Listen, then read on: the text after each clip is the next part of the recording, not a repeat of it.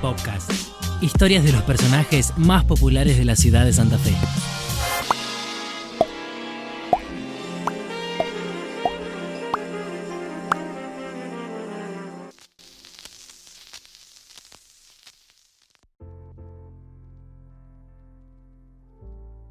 Si no hay historias por contar, no hay nada que decir. Bienvenidos al último episodio de la primera temporada de Podcast. En esta oportunidad les voy a contar acerca de Czeslaw Popovic. Es difícil el nombre de este personaje. Sí. No es muy argentino que digamos. No es ni argentino ni santafesino. Él, junto a su familia, llegó a nuestro país empujados por el hambre y la necesidad de escapar más que nada de una guerra en el país donde ellos vivían, que es Polonia. O sea, ahora en este capítulo vamos a hablar de una persona que es de Polonia y por la guerra vino acá a nuestro país y terminó en la ciudad de Santa Fe. Su primer destino no fue Santa Fe. Ellos tuvieron una historia bastante difícil, donde tuvieron varios lugares donde vivieron en nuestro país, pero decidieron instalarse como último lugar en nuestra ciudad. Bueno, y decíamos recién que el nombre es bastante complicado de pronunciar. O sea, para un argentino no sé si es muy...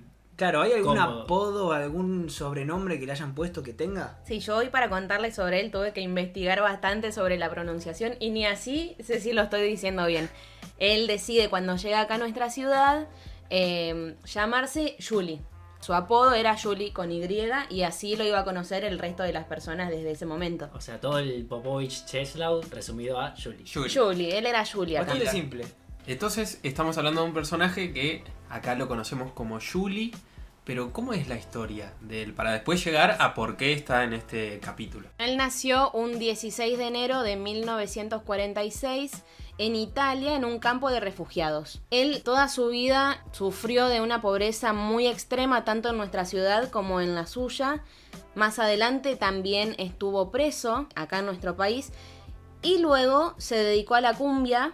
Y su nombre ya está plasmado en la historia del género, de lo que es la cumbia santafesina. O sea, es una de las personas, de las eminencias más importantes de los orígenes de la cumbia santafesina. Exactamente, él fue uno de los pioneros. creadores, de los pioneros de lo que es la cumbia santafesina y de las bandas más conocidas hasta el día de hoy de la ciudad. Bueno, y me imagino que él, ante esta realidad, todo lo que nos contás que pasó, bueno, nombre polaco, nació en Italia y vino a nuestro país, ¿se pudo integrar bien o cómo fue que afrontó esta realidad? Bueno, en cuanto a su personalidad, él se describía siempre como alguien más tímido, más bien cerrado. Y una vez que se empieza a ser conocido, cuando empieza en el ambiente musical, él no se prestaba mucho para lo que era entrevistas, contar su historia. También entendemos que es muy doloroso contar que te escapaste de tu país por una guerra. Claro, aparte también atravesar... la barrera, supongo que tuvo que haber pasado por la barrera del idioma, de nacer en Italia, Exactamente. después de tener tus padres polacos y venirte a un país que habla cualquier otra lengua que nada que ver. Y yo supongo que él también en la música encuentra un refugio para todas estas emociones. Sí, como la mayoría de los artistas que tenemos acá es como su forma de reinventarse. Y para quienes lo conozcan, saben que en sus canciones no hay...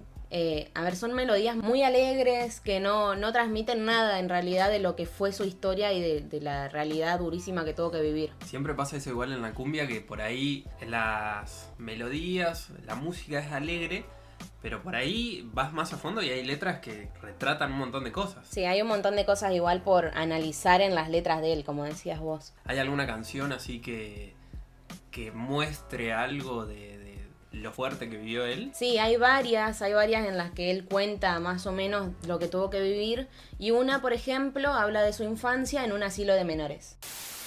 Tenía 5 años y ya estaba separado de mi madre y me encontraba en un asilo de menores, me internaba. Niños pobres que no tienen nada, como huérfano tan solo me quedaba. Bueno, y esta infancia que vos hablás, me imagino que debe ser complicado cambiar tan seguido de culturas. ¿Cómo fue su infancia específicamente? Él contaba que cuando llegaron a nuestro país, la miseria era impresionante. sus papás no se supieron desenvolver acá en Argentina. Ellos eran analfabetos y él cuando llega acá tenía 5 años. Ellos, como decíamos antes, hablaban polaco. Fue muy difícil aprenderse nuestro idioma rápidamente. O sea, no pasó directamente, a ellos les costó muchísimo aprender a hablar como nosotros. Y aparte, adaptarse, por ejemplo, en un contexto escolar, cuando tu apellido y tu nombre están en otro idioma y le da lugar a cargadas, por ejemplo. Claro, y es muy complicado también pronunciarlo para nosotros. Supongo que eso también habrá sido objeto de bullying. Había gente que no podía decirlo y había gente que cuando se daba cuenta que podía hacerle chistes, aprovechaba y también lo cargaba. ¿Y cuál era el apodo que le habían puesto? Como su apellido empieza con Popo y estamos hablando de un contexto donde recién empezaba la escuela, era conocido así, y él contó en entrevistas incluso que había maestras que se reían de él por nada más y nada menos que su apellido, por su identidad. Sí, también por ser Extranjero, inmigrante. Obvio. claro. Sí, no era tan fácil llegar de un país a otro y adaptarse. Bueno, yo les contaba que sus papás no se supieron adaptar. Una vez que llegan acá, su mamá fallece y su papá termina en la cárcel y ellos terminan viviendo en un asilo, así como cuenta en la canción. Julie, junto a sus hermanos, él tenía varios, tenía 2 hermanas en un convento de monjas y otros que fueron dándose en adopción porque eran chicos chiquitos. Y es en ese asilo donde él descubre que por ahí podía encontrar ese refugio del que hablábamos, en tocar la guitarra, y luego aprende a hacer teatro y también a cantar folclore. O sea, algo que por ahí es fuerte para un chico, justo a él fue una situación de vida que lo llevó a conocer su pasión. En el inicio nos contabas que Julie había estado en la cárcel y que él tiene muchas canciones que reflejan toda esta situación que él vivió. Pero ¿cómo se conecta él directamente con la cumbia? Él contaba en otras entrevistas que más o menos por el año 67 él sale del hogar con 20 años y bueno, ahí se afronta una realidad donde no tenía a su mamá, su papá estaba en la cárcel y es ahí donde de casualidad, por una situación de necesidad, junto a su hermano empiezan a incursionar en concursos de cantantes.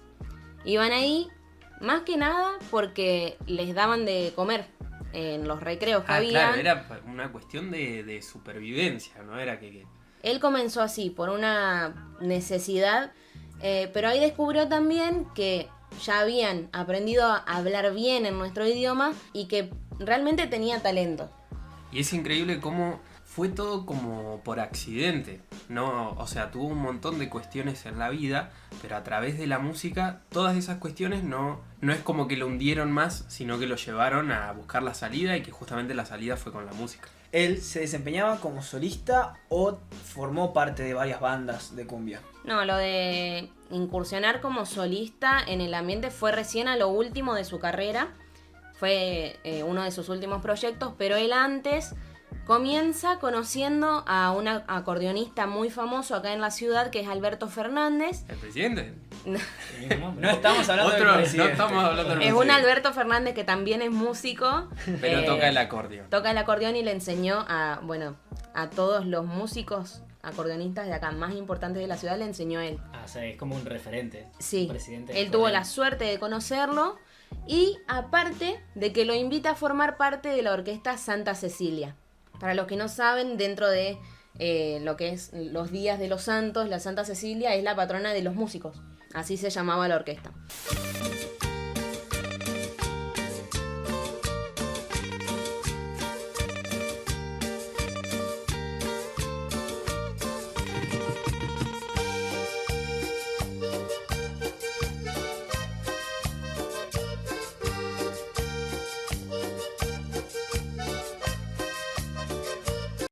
Él comienza ahí y luego en el 1968 integra otro grupo llamado Los Cumbiambas, dirigido por Miguel Ángel Carranza, otro también referente del ambiente de la cumbia. Y uno de los primeros grupos más importantes de la cumbia santafesina. Sí, estuvo siendo parte de lo que es la historia, los comienzos de la cumbia.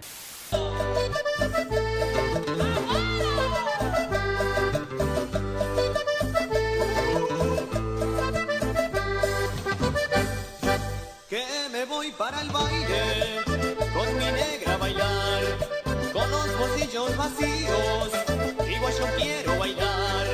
también, ya que hablamos de la pieza fundamental de lo que es el género de la cumbia santafesina, algo que es tan importante para nosotros, formó parte o fundó los inicios de lo que es para muchos la banda de cumbia más importante del país. La más conocida. O del mundo. Sí, él en el 71 forma, como decías, el grupo Los Palmeras. Él fue su primer vocalista, en sus comienzos se llamaba Sexteto Los Palmeras, y luego cuando la gente los empezó a conocer, se decía, vienen Los Palmeras a tocar, y quedó el nombre Los Palmeras. Era muy largo el nombre. Pero él está desde que se llamaban el Sexteto Los Palmeras. O sea que es de los primeros en estar en el grupo Los Palmeras. Sí, de hecho él un poco también colabora con la formación del grupo. Sin embargo, en el 78, 7 años después, él crea lo que es su grupo definitivo hasta el día de su muerte, que fue Juli y los Girasoles. ¿Puede ser que tenga algún significado los girasoles? Sí, obvio. Él siempre contaban que una vez estaban viajando a Vera, buscándole un nombre a este proyecto musical que recién comenzaba, y sucedió ahí que ven en la ruta una plantación de girasoles y es así como surge la idea. Por eso le pusieron y así título. quedó. O sea, si bueno. veían capaz, no sé, un perro, Claro, era si Juli y eran los perros. Tulipanes era Juli y los tulipanes. Claro, bueno, y sí. así surgió y así de simple fue como quedó el nombre que después serían también parte de lo que es la historia de los referentes de la cumbia. Bueno, entonces estamos hablando de una historia bastante peculiar, ¿no? Todas las culturas que contiene este personaje, incluso que pudo fundar Los Palmeras, pudo instalarse en la cultura no solo argentina, sino también santafesina, y pudo ser una de las personas más importantes que dejarían un legado en lo que es la cumbia santafesina, que es un género que destaca mucho en el país y también creería que en el mundo. Él aparte supera toda la historia y la realidad durísima que tuvo que vivir y forma su familia acá, y hace muy poquito dejó este plano. Y sus 4 hijos, sus 9 nietos y otros tantos bisnietos no es el único legado que nos dejó acá, sino que otro tan importante está en la letra de sus canciones y la alegría que siempre derrochó en los escenarios.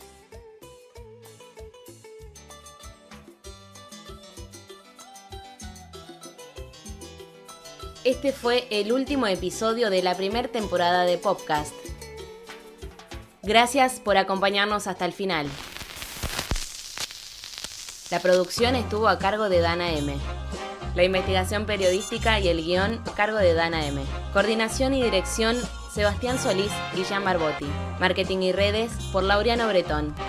Edición y diseño sonoro, por Ignacio Aquino. Seguinos en @somos.popcast.